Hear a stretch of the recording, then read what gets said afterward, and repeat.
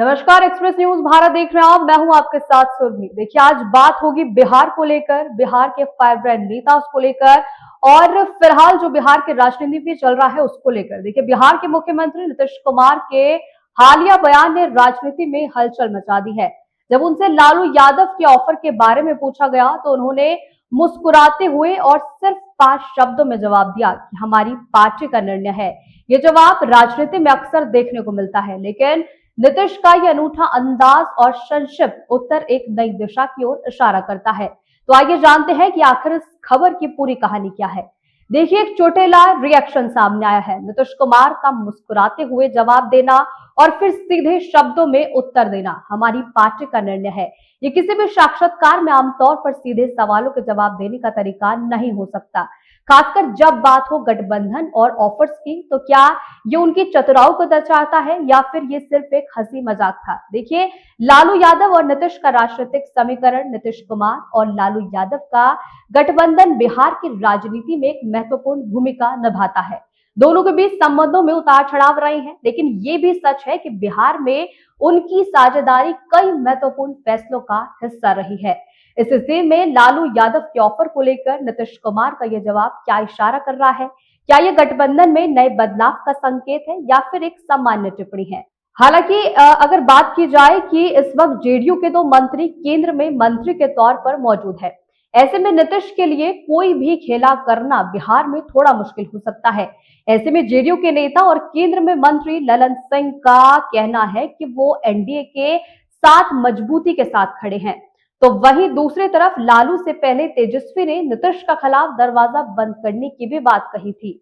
ऐसे में सियासी गलियारों में यह सवाल तेजी से उठ रहा है कि आखिर तेजस्वी के उलट लालू ने नीतीश के लिए बंद दरवाजा खोलने की बात आखिर क्यों कही है, वो भी तब जब आरजेडी के बड़े फैसले लगातार तेजस्वी यादव ही ले रहे हैं। भाई, अब आप लोगों को कुछ चर्चा चाहिए, ठंडा में भूजा फाकिए ना। सर, इस सरकार में नीतीश जी रहेंगे?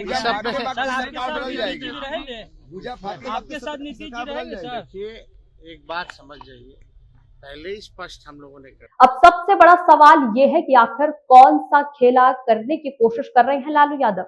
देखिए, लालू यादव के करीबी नेताओं की माने तो आरजेडी सुप्रीमो इस दाव से एनडीए के भीतर नीतीश की बार्गेनिंग पावर बढ़ाने में जुटी है कि आरजेडी सुप्रीमो की कोशिश बिहार में बीजेपी को कमजोर रखने की है।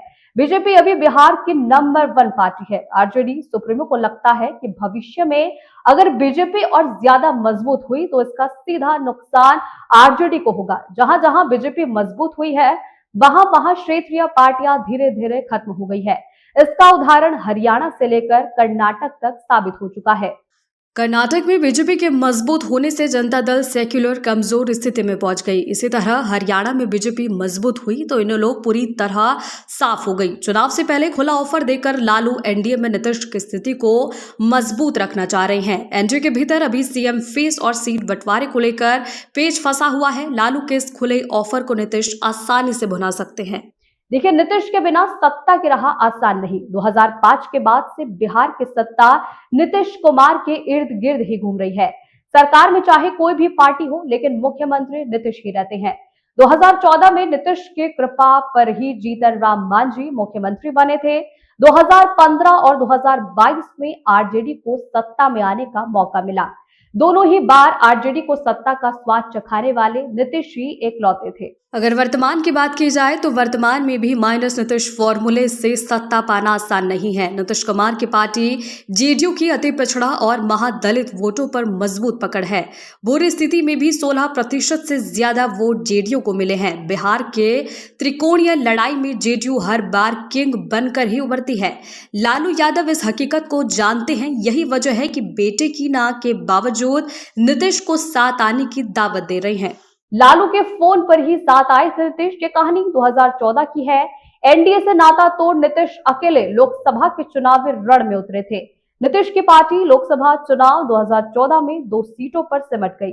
आरजेडी को 4 पर जीत मिली, कांग्रेस भी 2 पर जीती थी। तो वहीं दूसरी तरफ एनडीए को बिहार की 31 सीटों पर जीत मिल गई। इस पर रिजल्ट के बाद लालू यादव ने नीतीश को फोन किया। एक इंटरव्यू में लालू ने बताया कि इसके बाद हम दोनों साथ आने पर सहमत हुए थे। बिहार में इसके बाद महागठबंधन बनाया गया। 2015 के चुनाव में महागठबंधन से बीजेपी बुरी तरह परास्त हो गई। हालांकि 2017 में नीतीश एनडीए में शामिल हो चुके थे। तो वहीं नीतीश कुमार की राजनीति का एक अहम पहलू ये भी है कि वो समय समय पर अपने कदम बदलने के लिए जाने जाते हैं। उनकी पार्टी के फैसले अक्सर गहरी सोच और व्यापक रणनीति से होते हैं। अब सवाल ये है कि क्या ये बयान किसी आने वाले राजनीतिक बदलाव का संकेत है? क्या नीतीश कुमार को राज्य की राजनीति में अपनी अगली पारी के लिए किसी नई दिशा की जरूरत है?